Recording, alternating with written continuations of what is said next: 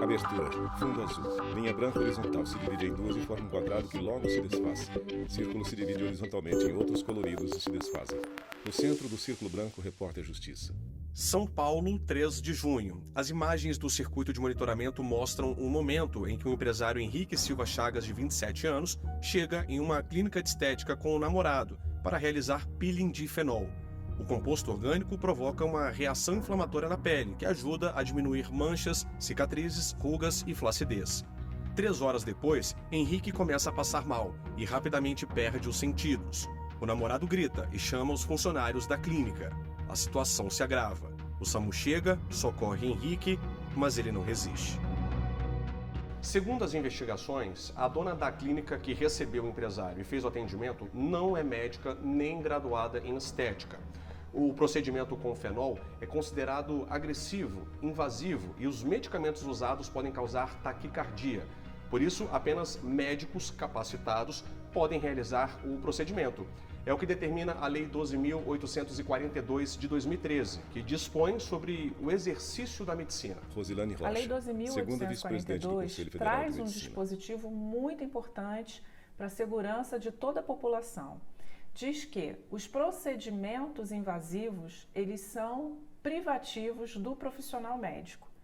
Esses procedimentos invasivos, eles incluem os procedimentos que buscam realizar um diagnóstico, aqueles que são terapêuticos, ou seja, estão vinculados a um tratamento, e aí incluídos também, neste termo, os estéticos. A repercussão da morte do empresário trouxe à tona a discussão sobre a responsabilidade estética. Isso tem a ver com capacitação, cuidado, estrutura e autonomia para lidar com situações de emergência. Na hora Rosilane que Rocha, fizer esse segunda procedimento vice-presidente do Conselho estético, Federal de ninguém está Medicina. livre de um evento adverso, mesmo com o médico.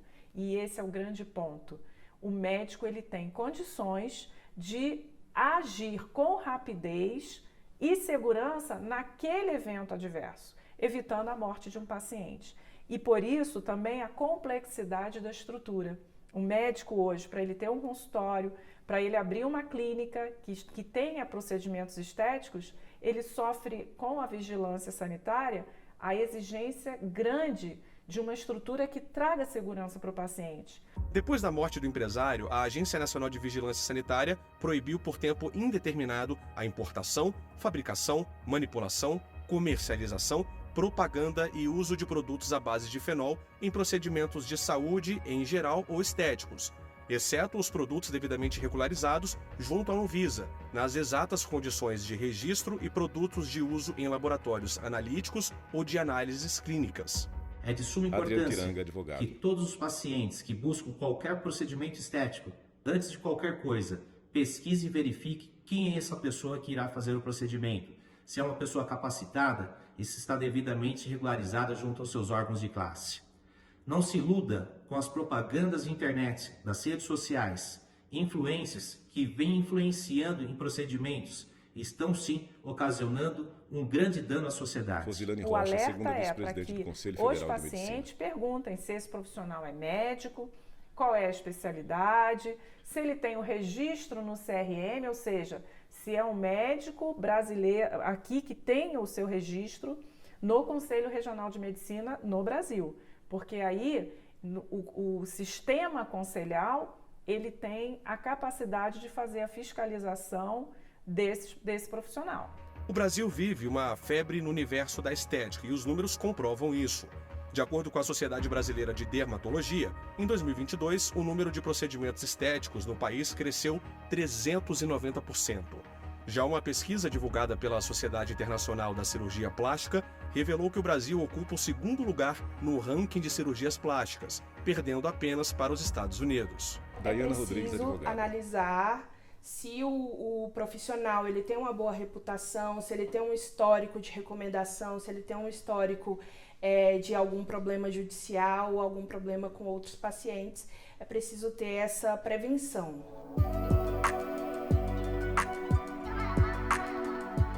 Ludmila sempre foi vaidosa, gosta de se arrumar, se preocupa com a aparência e, em busca de bem-estar e autoconfiança, tem o costume de fazer procedimentos estéticos. Ludmila Borges, Além gerente de ser um pouco contas. de vaidade, é um cuidado que você tem consigo mesmo, assim. Então, se tratando do rosto, de uma parte que fica totalmente exposta, além da estética, óbvio, tem uma estética por trás disso tudo, mas é um pouco de cuidado também. Ela tem acne adulta e, para melhorar a pele, procurou uma clínica de estética para realizar um peeling químico. Ludmila Esse Borges, tipo de gerente de peeling, contas. você passa o peeling na clínica e você vai pra casa e você fica 6 horas com esse peeling no rosto. E aí, eu lembro que quando deu 4 horas que eu tava com esse peeling, começou a arder muito. E aí eu mandei uma mensagem pra clínica perguntando se eu já podia retirar o peeling. E aí eles falaram que eu podia retirar, isso foi na sexta-feira. No outro dia, amanheceu com o rosto inchado, mas pensou que fazia parte da recuperação do procedimento. No dia seguinte, acordou com vermelhidão e uma ardência insuportável. De Ludmila fato, é uma Borges, gerente de queimadura, contas. né? É uma queimadura e queima mesmo, assim. Queima e você não consegue se concentrar, você não consegue pensar em nada.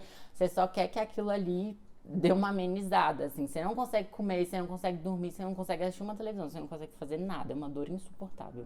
Ludmila entrou em contato com a clínica, mas não teve nenhum suporte. Aí decidiu ir para o hospital. Foi quando percebeu a gravidade do problema. Você ficou com medo de o rosto não voltar como era antes? Foi o Ludmila meu medo Borges, desde gerente o de princípio, contas. quando começou a ter problema, de que meu rosto não voltasse ao normal. A Daiana legislação Rodrigues, que advogada. abarca esse tipo de caso é o Código Civil e o Código de Defesa do Consumidor, que traz que o fornecedor ele deve ter sim cautela para prestar o serviço da melhor forma, onde não venha a atingir a integridade física, a saúde, enfim, as questões pessoais. Ludmila recorreu à justiça e o 4º Juizado Especial Cível de Brasília entendeu que houve falha na prestação do serviço. Ela recebeu uma indenização de R$4.000. Ludmila Borges, O que me gerente de levou contas. ir para entrar foi a questão de eu não ter tido nenhum tipo de amparo, respaldo, cuidado, atenção da clínica. Porque esses casos, eles podem acontecer. Você pode ter uma reação adversa, você pode ter uma reação alérgica, cada organismo é de uma forma. A gente entende isso. Quando você vai fazer um procedimento estético, precisa estar claro para você que pode não sair como você espera. A questão é como que a clínica trata isso. Quando Daiana o paciente Rodrigues, procura advogada. uma clínica, ele busca pelo resultado, é uma atividade de resultado. Quando esse resultado não é atingido, independente de dolo ou culpa, a responsabilidade ela é objetiva, ou seja, resultado não atingido, há sim o dever de reparação de indenização. O inchaço durou uma semana. O rosto voltou ao normal, sem marcas, mas com lições. Primeiro, a gente Ludmila procurar um Borges, profissional gerente de qualificado mesmo, procurar uma clínica renomada. E ainda assim você pode ter problemas. Então, analisar se talvez esses possíveis problemas vai compensar, sabe? Pesquisar a Rodrigues, reputação, o histórico, ter uma conversa prévia, uma consulta com esse profissional e ir até a clínica também verificar se os estabelecimentos estão obedecendo às formas mínimas de higiene e segurança. São medidas protetivas que abarcam e resguardam o consumidor. No próximo bloco, a repórter Renata Teodoro mostra os impactos das redes sociais na busca por procedimentos estéticos. A gente volta já. Vinheta de transição. No centro em círculo branco escrito em amarelo, repórter Justiça. Vinheta de transição. No centro em círculo branco escrito em amarelo, repórter Justiça. Imagem de um profissional aplicando produtos na pele de uma mulher. Receitas e tratamentos milagrosos sobre cuidados com a pele ou skincare feitos em casa. Assim como outros influenciadores digitais, Lorena também arriscou e fez por conta própria um tratamento que causou lesões na pele dela. Lorena Todo mundo Rodrigues, conhece, influenciadora né? digital. Aquele aparelho Dermal Rolling, que é um rolinho cheio de agulhas, tá? Que a gente passa no rosto com o intuito de melhorar cicatriz, oleosidade, manchas, marcas de espinha. Quem tem muita espinha no rosto que passa para tirar aquelas marcas. E depois, assim, de pesquisar muito, de ver vídeos, de ver resenhas, tutoriais, enfim, eu resolvi fazer, né, esse procedimento em casa. sozinha. Só que, como vocês estão vendo, deu errado. O resultado não foi o esperado. Ela teve queimadura no rosto depois de usar o aparelho e utilizar alguns cosméticos para a pele. Lorena As Rodrigues, agulhas são influenciadora pequenas, é digital. 0,5 milímetros esse. Eu fui inventar de fazer em casa, gente. Eu tinha visto tutoriais e nenhum falou que deu errado, entendeu? E daí eu passei a pomadinha que vem junto, uma pomada que é pra anestesiar o local. Eu não senti mais nada. E daí eu comecei a passar o rolinho. Passava. Só que como eu tava muito dormente, eu coloquei bastante força. Nunca mais vou fazer nada disso em casa, gente, porque é muito arriscado. Maria Fernanda já teve problemas ao seguir os conselhos de uma influenciadora digital que ensinava o passo a passo de uma máscara facial caseira. Acho Maria que Fernanda tinha de Souza, açafrão, algumas coisas assim bem que você já não esperaria usar no rosto e realmente não deveria ter feito.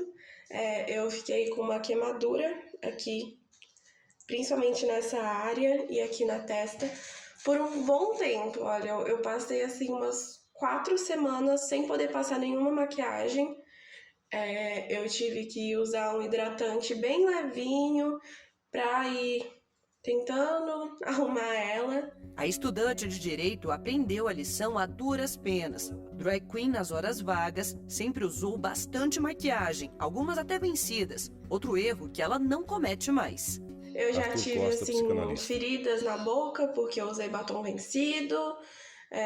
Rímel, você passar o rímel e ter assim quase uma espinhazinha dentro na parte interior do olho. Porque, claro, né, maquiagem vencida a gente não é pra usar. Se ela tá vencida é porque é por um motivo que tem aquela data ali. E eu fui aprendendo isso com o tempo e hoje em dia eu não uso mais. A preocupação excessiva com os padrões de beleza, sob influência dos mais variados meios de comunicação, é assunto que preocupa os profissionais da área de saúde emocional. O uso Samara Kozak, excessivo de dermatologista. filtros para melhorar a própria imagem ou para cobrir pequenos defeitos.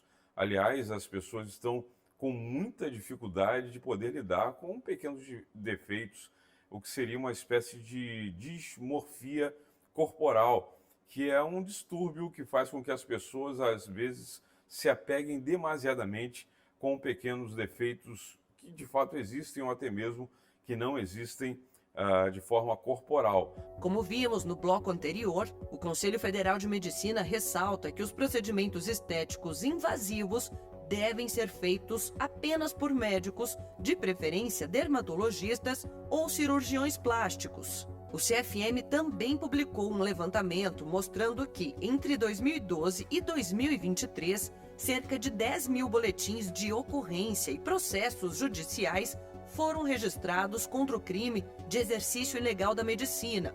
O estudo levou em conta números oficiais do Conselho Nacional de Justiça e das polícias civis de 22 estados. Muitos desses casos causaram prejuízos financeiros, danos morais, sequelas e até mortes em pacientes atendidos por profissionais sem formação médica. A Samara pele Kozak, é um órgão, dermatologista. né? É o maior órgão do corpo. Assim como a gente não delega a saúde do nosso coração para um profissional que não seja o cardiologista, não façamos isso com a pele. Não vamos banalizar os procedimentos que podem parecer simples, tranquilos, mas que têm um científico por detrás. A Anvisa, agência reguladora dos produtos e equipamentos usados em procedimentos estéticos, faz um alerta sobre as possíveis complicações de saúde que alguns procedimentos podem causar, como infecções, hipersensibilidade, reações inflamatórias ao produto ou à tecnologia utilizada, além da possibilidade de falha humana. E classifica os estabelecimentos que oferecem serviço de estética em 2 tipos: serviço de saúde, em que as atividades são executadas por um profissional de saúde ou estão sob sua supervisão, e serviços de interesse para a saúde, em que as atividades realizadas não exigem a presença de um profissional de saúde. Ressalta que os esteticistas não são considerados profissionais de saúde. Quando Samara a gente Kozak, fala dermatologista. de procedimentos em consultório médico, por exemplo, toxina, preenchimentos, que são mais comumente realizados, né? Então, desde infecções de pele, infecções locais, se o material não for estéril e bem armazenado, pitose de sobrancelha, isquemia, necrose da pele, né? Até casos de AVC e morte relacionado com preenchimento tanto facial como corporal. Existem esses relatos. Samara ainda explica que, de acordo com outra legislação do CFM, os consultórios médicos são divididos em grupos de serviço realizados. Grupo 1 Samara seria Kozak, aquela clínica dermatologista. médica dermatológica que só faz consulta ou não faz nenhum procedimento, tá? O grupo 2, que faz procedimentos, porém sem anestesia local ou sedação. Esses dois primeiros grupos não possuem a obrigatoriedade de ter equipamentos e medicamentos de reanimação, né? De primeiros socorros, digamos assim. O grupo 3, que seria, na verdade, onde se enquadram a maior parte dos consultórios, são aquelas clínicas e consultórios que realizam procedimentos com anestesia local ou sedação. A gente está aqui Renata com alguns Teodoro, dos Brasília equipamentos que, como a doutora já havia falado, são essenciais para clínicas classificadas como grupo 3. Um deles é o desfibrilador automático, né, doutora? Para casos de paradas Samara Kozak, dermatologista. respiratórias, o ventilador manual, ou ambu com a máscara, e o cilindro de oxigênio. São equipamentos obrigatórios para esse grupo de clínicas.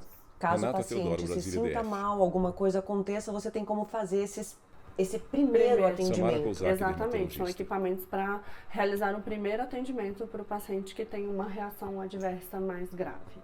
Ou seja, a busca pelo profissional, clínica ou consultório deve ser cuidadosa, a fim de garantir que todas as práticas estejam em conformidade com as regulamentações. A gente Samara tem uma Kozak, plataforma no dermatologista. site do CFM que é muito intuitiva. Você coloca o nome do profissional e você consegue descobrir se de fato ele é médico, tá? E qual a especialização que ele tem. Então é muito simples, está aberta para a população, todo mundo pode pesquisar e procurar um profissional experiente para fazer.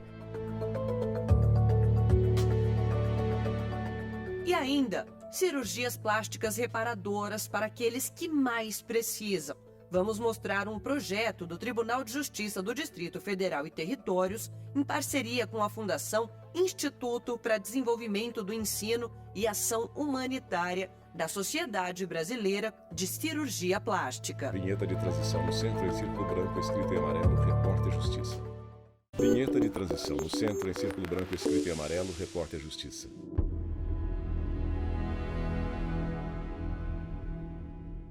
Vítima da violência, de uma tentativa de feminicídio. Em junho de 2004, ela sobreviveu a um ataque brutal pelo ex-companheiro. Era uma faca Ana Paula de serra, Tavares, cabeleireira. entendeu? E eu lembro direitinho do cabo da faca, era um cabo assim meio cremezinho, faca de serra, cabo cremezinho. E ele, lá no banheiro, ele me deu dois golpes com essa faca. Eu acho que foi o que nessas facadas que eu levei, atingiu o fígado, o diafragma e o pulmão. Então as facadas foram aqui, todas desse lado. Renata Ana Teodoro, Paula foi Planaltina casada DF. durante 9 anos, teve 3 filhos, mas se separou. Anos depois, conheceu outro homem com quem passou 2 anos da sua vida. Durante esse tempo, algumas agressões começaram a acontecer até ficarem frequentes. Ana, muito obrigada por conversar aqui comigo. Eu queria saber se você já desconfiava do jeito agressivo dele. Às vezes ele Ana tinha Paula Tavares, um surtozinho cabeleireira. assim de estresse, nervosismo, mas era coisa que passava rapidinho. Mas eu nunca pensei que aquilo ali fosse passar daquilo, entendeu? E depois de um certo tempo, ele, nesses surtos, antigamente era só xingamento. Depois ele começou com as agressões, tanto verbais como físicas. Ana não é a única e, infelizmente, não será a última. A cada 24 horas, 8 mulheres sofrem agressões, torturas, ameaças e ofensas, assédio ou feminicídio. Em 2023, a violência contra a mulher aumentou 22% em relação ao ano anterior. Os dados são da Rede de Observatórios de Segurança. Daiana também faz parte desses índices. Daiana Em Costa, dona de casa. 2016, eu sofri uma agressão muito forte de um ex-companheiro, e no qual ele arrancou um quarto do meu nariz e eu, para fugir dele, pulei de uma laje. Ela conta que ficou com 2 cicatrizes, a da alma e as que mudaram sua vida por completo. Daiana Costa, Hoje eu não movimento a tíbia, né, que é ali no finalzinho do pé, do tornozelo, eu não faço esse movimento. E a preocupação maior também era o nariz, né, porque eu estava praticamente sem nariz. Eu perdi 1/4 do meu nariz nessa agressão. Apesar das histórias tristes, Ana e Daiana têm muita coisa boa para compartilhar.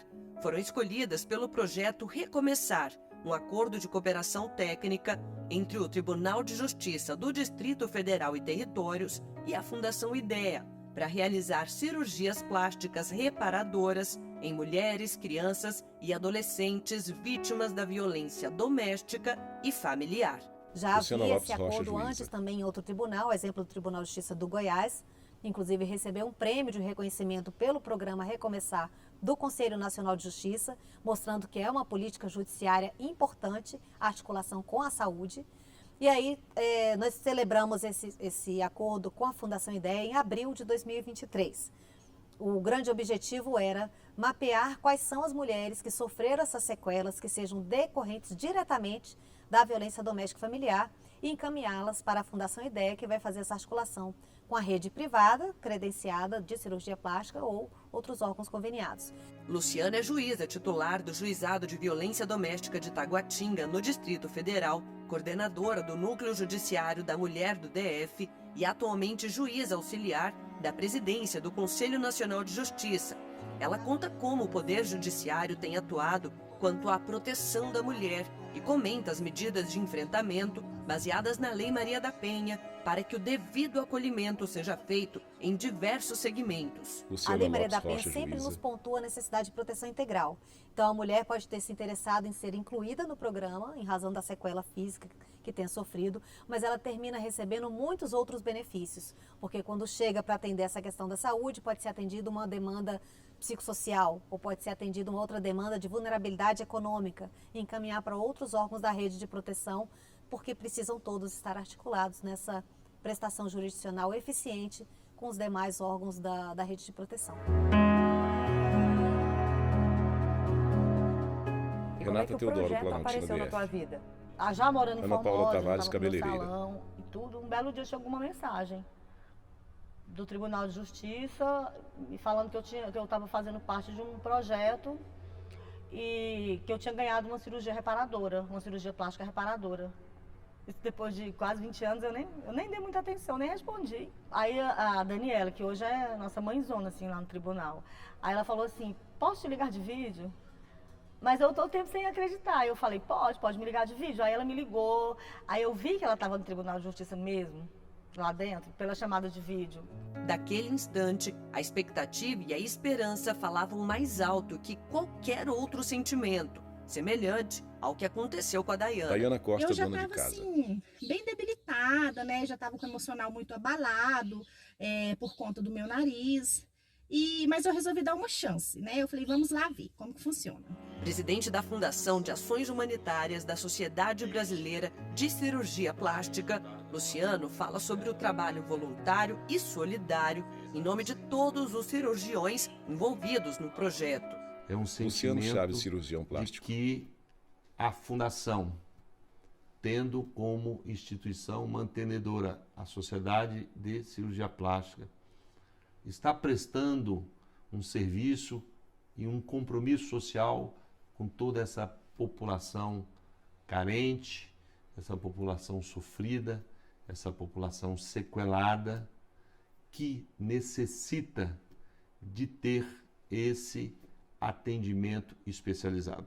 E se orgulha, claro, do resultado final, mesmo diante de tanta comoção. Luciano Nós Chaves, ouvimos cirurgião plástico. relatos muito tristes e histórias que comovem as pacientes durante a consulta, que comovem a equipe médica, mas podemos lhe afirmar que o projeto é valioso, que o projeto traz grande benefício à autoestima dessas mulheres.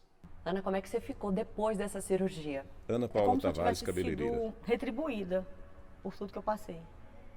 Como se o Estado, o governo, não sei, tivesse assim, não, vou compensar ela porque ela sofreu muito. E melhorou muito, a minha vida melhorou muito. Hoje eu consigo tirar minha roupa, eu me olho no espelho, eu passei quase 20 anos sem fazer isso. Daiana Costa, dona de casa. Eu sou muito grata, sou muito feliz. Hoje eu consigo falar sobre o assunto sem chorar, né? Se eu choro, Renata é de Teodoro, felicidade. DF. Quem é que era a Ana de antes e quem é que é a Ana de hoje? Ana Paula Tavares, A Ana que passou por tudo aquilo era uma pessoa retraída, era uma pessoa que vivia se escondendo. Hoje eu não tenho vergonha de contar essa história, isso não me deprime mais em nada. Às vezes eu me emociono porque realmente foi sofrido. Mas eu não tenho vergonha de contar, não. Eu não tive culpa do que aconteceu, a culpa não foi minha. E é com essas histórias de dor, resiliência e ressignificação que eu encerro o bloco de hoje. Peço a Deus que esse projeto se estenda a outras mulheres que, assim como eu, sofriam caladas, ficavam com vergonha, não queriam tirar a máscara, né? Que essas mulheres possam contar as suas histórias sem chorar. Ana, Renata muito Teodoro, obrigada, Planaltino, viu, DF. por conversar aqui comigo. Ana Paula Tavares, Feliz, cabeleireira. muito feliz mesmo. Muito obrigada mesmo. Eu quero mesmo me ajudar. Sim. Se puder ajudar.